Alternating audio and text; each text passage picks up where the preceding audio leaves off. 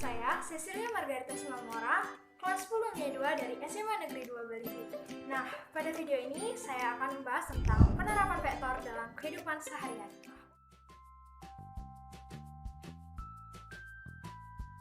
Mobil tersebut sedang bergerak ke arah timur, lalu ke selatan, lalu ke timur lagi. Penerapan vektornya adalah resultan perpindahan mobil.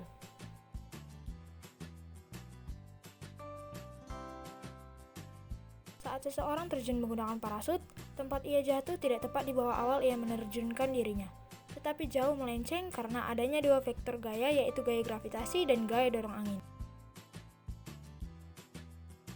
Kecepatan arus sungai dan kecepatan perahu memiliki kecepatan dan arah, sehingga arah akan mempengaruhi resultan vektor. Contoh soal penerapan vektor. Seseorang ingin menyeberangi sungai deras dengan perahu yang mampu bergerak dengan kecepatan 4 meter per sekon. Kecepatan arus sungai 3,2 meter per sekon. Agar orang tersebut dapat menyeberangi sungai secara tegak lurus arus sungai, maka perahunya harus diarahkan dengan sudut alfa terhadap arus sungai. Tentukan besar sudut alfa. Nah, untuk menyelesaikan soal tadi, terlebih dahulu kita akan mengilustrasikannya agar mudah dipahami dan mudah diselesaikan. Nah, kita masuk ke ilustrasinya. Tadi diketahui kecepatan arus sungai adalah 3,2 meter per sekon. Seperti yang kita ketahui, arah arus sungainya itu adalah ke arah utara. Maka kita bisa mengilustrasikan arah vektor arus sungainya adalah ke utara. Kecepatannya adalah 3,2 meter per sekon. Kecepatan arus sungai kita umpamakan dengan VA.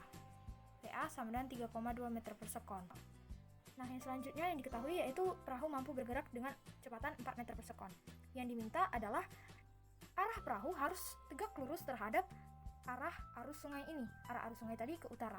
Jadi supaya tegak lurus, sudut antara arah arus sungai terhadap arah resultan kecepatan perahu ini adalah harus 90 derajat supaya dia tegak lurus. Maka arahnya kita bisa gambarkan seperti ini. Nah, tadi kecepatannya diketahui adalah 4 meter per sekon. Nah, diminta adalah harus searah seperti ini.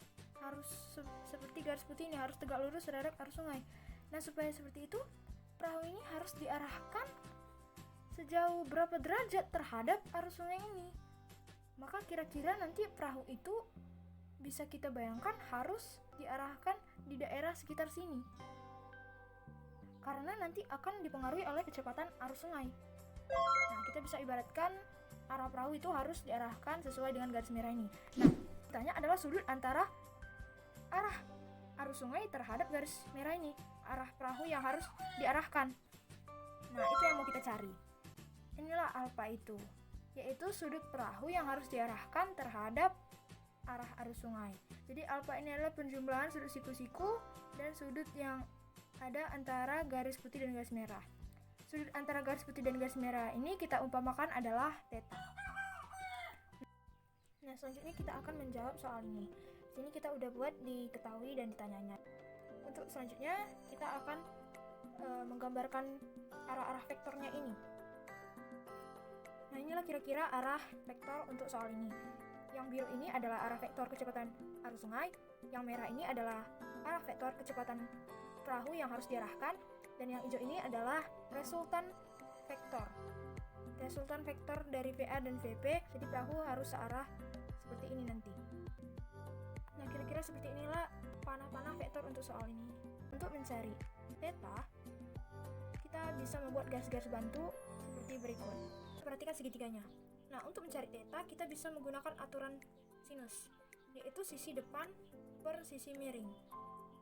Nah, sisi depan theta ini adalah garis ping ini. Garis ping ini sama nilainya dengan VA.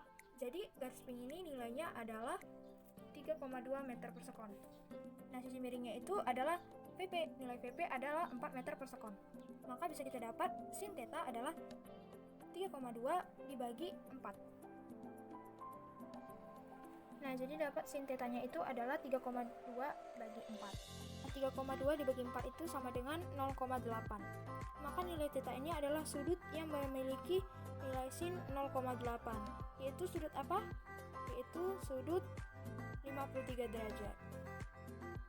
Nilai alfa adalah jumlah dari 90 derajat ditambah nilai theta. Nilai tetanya adalah 53 derajat. Nilai alfa 90 derajat ditambah 53 derajat. Nah, maka nilai alfa sama dengan 143 derajat. Nah, maka perahu tersebut harus diarahkan 143 derajat terhadap arah kecepatan arus sungai, supaya didapat resultannya tegak lurus terhadap arus sungai. Nah, jadi seperti itulah penerapan vektor pada soal ini. Jadi arah-arah sangat berpengaruh pada vektor, karena vektor merupakan besaran yang memiliki nilai dan arah.